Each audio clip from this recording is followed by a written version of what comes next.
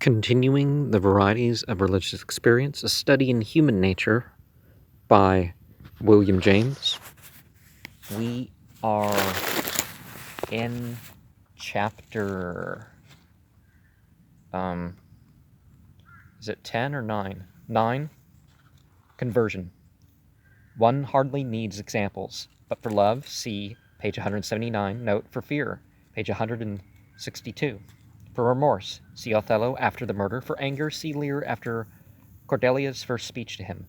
For resolve, see page 178, J. Foster's case. Here's a pathological case in which guilt was the feeling that suddenly exploded. One night I was seized on entering bed with a rigor, such as Swedenborg describes as coming over him with a sense of holiness, but over me with a sense of guilt. During that whole night, I lay under the influence of the rigor, and from its inception I felt that I was under the curse of God. I have never done one act of duty in my life, sins against God and man, beginning as far as my memory goes back, a wildcat in human shape. Well, if you're alive, there's no reason why you can't change that a bit, right? I mean, turn things around. The age, and continuing outside of the notes, the age is the same, falling usually between 14 and 17. Of course, with early puberty disorder, take away 5 years from that, right, or something. The symptoms are the same. Sense of incompleteness and imperfection, brooding, depression, morbid introspection, and sense of sin, anxiety about the hereafter, distress over doubts, and the like, and the result is the same.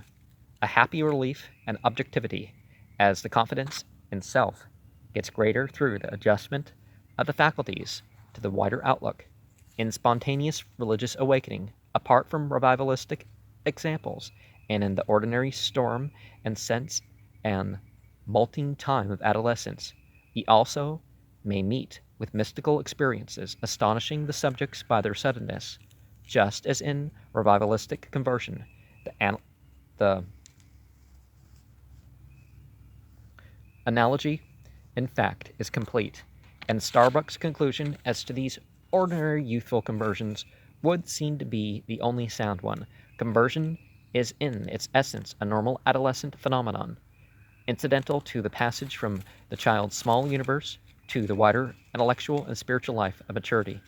Theology, says Dr. Starbuck, takes the adolescent tendencies and builds upon them, and sees the essential thing in adolescent growth is bringing the person out of childhood into a new life of maturity and personal insight, rather than just handed-on insight, right?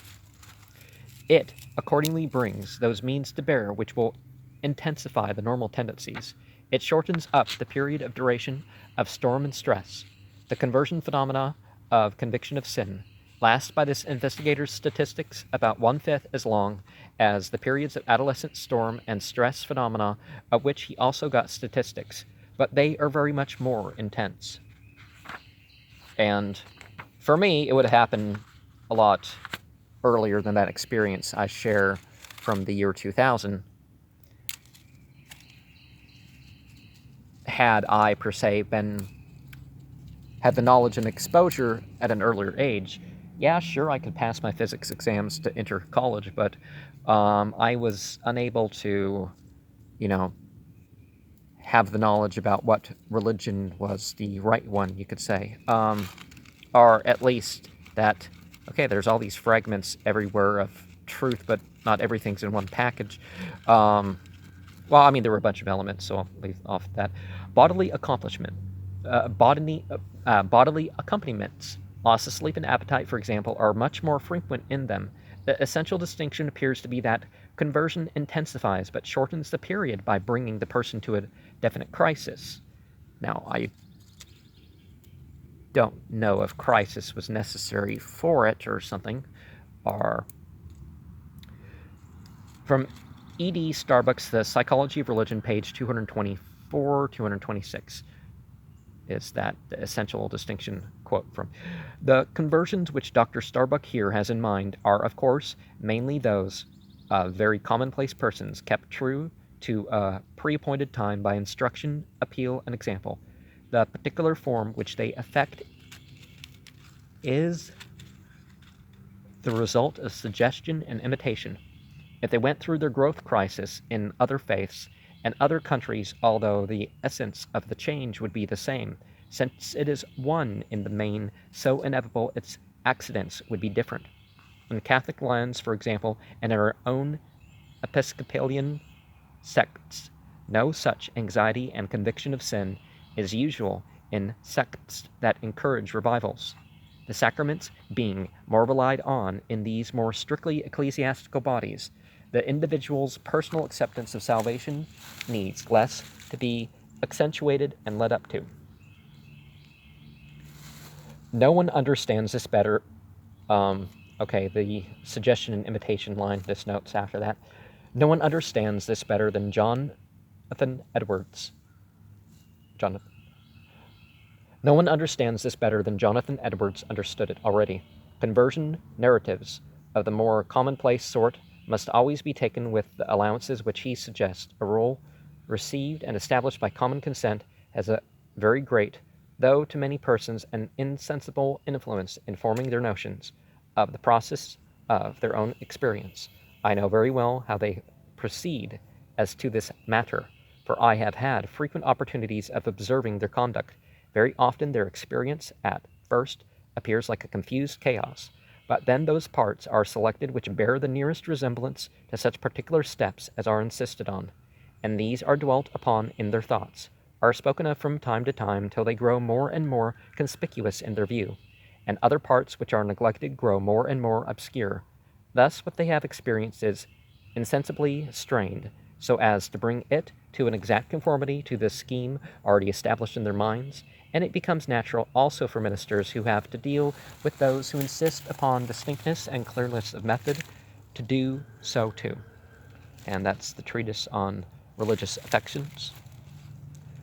But every imitative phenomenon must once have had its original, and I propose that for the future we keep as close as may be to the more first-hand and original forms of experience. These are more likely to be found in sporadic adult cases. Professor Luba, in a valuable article on the psychology of conversion, studies in the psychology of religious phenomena, American Journal of Psychology, 7, 309, from 1896, subordinates the theological aspect of the religious life almost entirely to its moral aspect. The religious sense he defines as the feeling of unwholeness, of moral imperfection, of sin, to use the technical word, accompanied by the yearning after the peace of unity. The word religion, he says, is getting more and more to signify the conglomerate of desires and emotions springing from the sense of sin at its release. And he gives a large number of examples in which the sin ranges from drunkenness to spiritual pride, to show that the sense of it may beset one and crave relief as urgently as does the anguish of the sickened flesh or any form of physical misery. Undoubtedly, this conception covers an immense number of cases. A good one to use as an example is that of Mr. S.H. Hadley, who after his conversion became an active and useful rescuer of drunkards in New York. His experience runs as follows. One Tuesday evening, I sat in a saloon in Harlem, a homeless, friendless, dying drunk. I had pawned or sold everything that would bring a drink. I could not sleep unless I was dead drunk. I had not eaten for days, and for 4 nights preceding I had suffered with delirium tremens, or the horrors from midnight till morning. I had often said, I will never be a tramp. I will never be cornered, for when that time comes, if it ever comes, I will find a home in the bottom of the river. But the Lord so ordered it that when the time did come, I was not able to walk 1/4 of the way to the river.